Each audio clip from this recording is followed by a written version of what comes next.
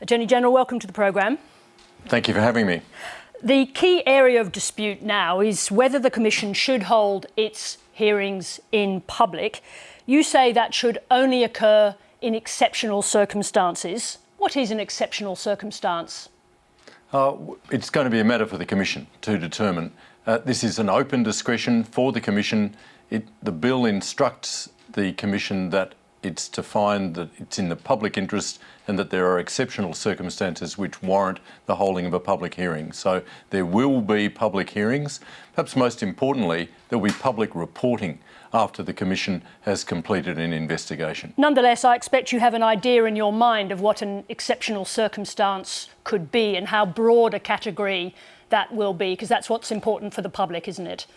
I've been really careful, Sarah, to not prescribe how the Commission should go about its job. I'm not going to prescribe which investigations it should carry out, and I'm not going to tell it when it should hold hearings in public. What we've done, in very sharp distinction to the former government's proposal, which was to have no public hearings at all for investigations into MPs and ministers, we've provided in our bill for public hearings to take place when the Commission thinks it's appropriate to do so. Nonetheless, you've set the bar very high. Helen Haines emphatically rejects the idea.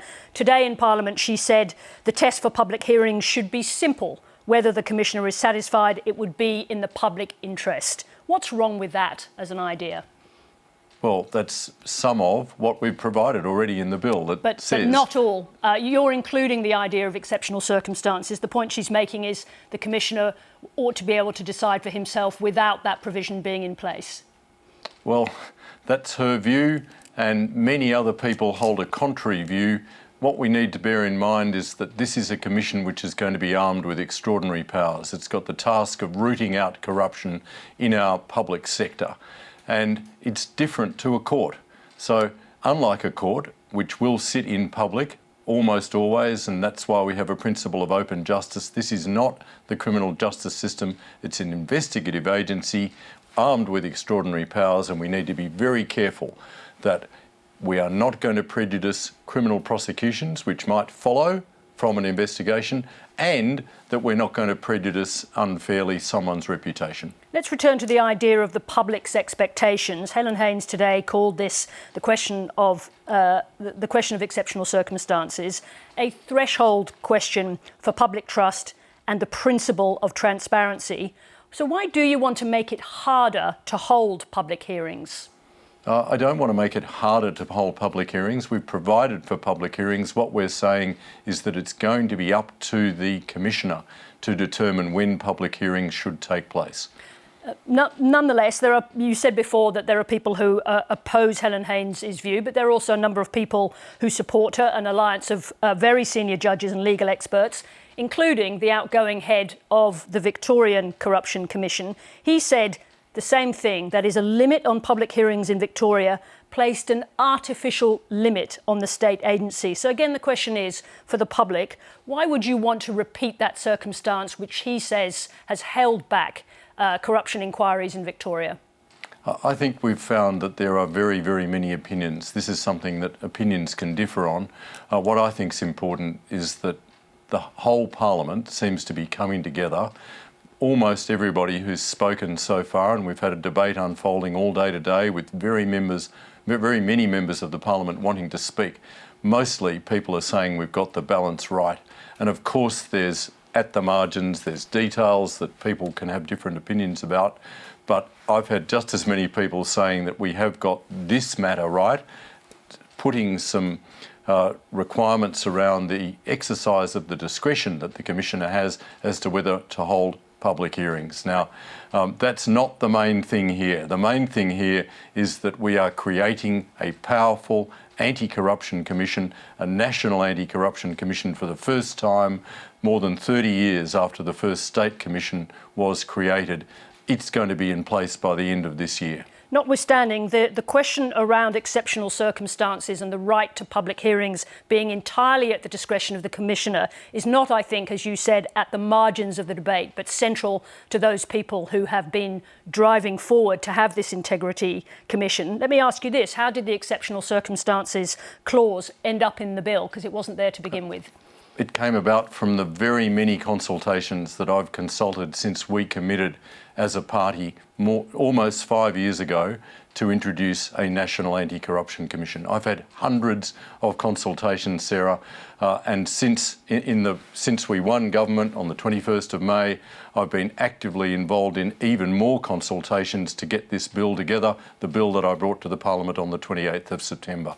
So there have been very many opinions expressed. There have been just as many opinions expressed since we introduced the bill on the 28th of September, and many are in favour of this provision, even though there are some that have raised their voice against it. I want to come back to the experience of the Victorian Corruption Commission, because that is the one that has this limitation on its business. And the question there is, they make the point that the bill already contains sufficient discretion for a commissioner to consider the safety and possible prejudice to individuals. So you don't need to add this additional limit on the work of the commission. What do you say to that? And that's the outgoing head of IBAC. Sure, I heard that evidence, and he's made a very positive contribution, as did many of the other people that have assisted the Joint Select Committee of the Parliament, consisting of Labor members, Liberal members and crossbench members. They've produced a unanimous report which says that this bill should go forward, and they've made some recommendations, all of which we are implementing with government amendments to the bill. I simply don't see this particular feature, about which, as you correctly say, Sarah, there's been a lot of debate, as the be-all and end-all of the way in which this scheme is going to work. What's important here is we've got a powerful National Anti-Corruption Commission about to be passed, I hope, by both houses of the Australian Parliament before the end of the year, and by the middle of next year we will have in operation a National Anti-Corruption Commission. Let me finish. And yes. It's got a review provision so that we will be able to check again after 5 years of operation of the Commission, to check that we have got the settings right. We'll be able to look at the way in which it has operated over its first years of operation, and if there's a view at the end of that review period that there haven't been enough public hearings, then we can have another discussion. But the key thing is there is the possibility of public hearings. I just want to get to the question of pork barrelling. You amended the definition of corruption today in your amendments. Again, to quote Helen Haynes, she says the major party's silence when it comes to pork barrelling is deafening. Do you want to exclude pork barrelling from the work of the Corruption Commission? Not at all. We've made it very clear that we don't want to exclude pork barrelling. If you read the detail of the explanatory memorandum, you'll see there's express reference to it.